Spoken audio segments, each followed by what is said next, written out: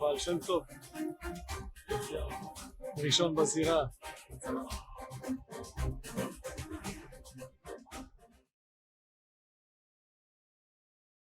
Hizbullah kembali melancarkan serangan beruntun ke wilayah pendudukan Israel bagian utara.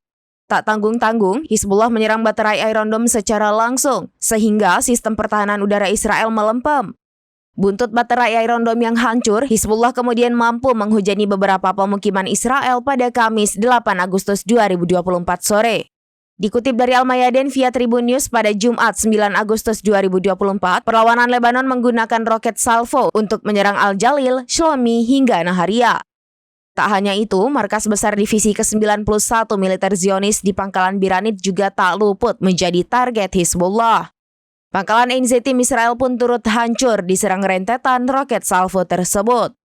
Akibat serangan beruntun Hizbullah, wilayah Israel terbakar, sementara warganya ketakutan dan hanya bisa pasrah. Sebab tak ada upaya evakuasi dari pemerintahnya.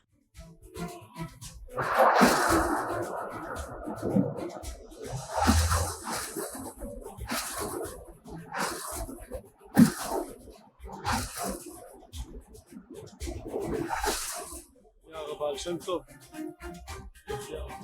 ראשון בזירה.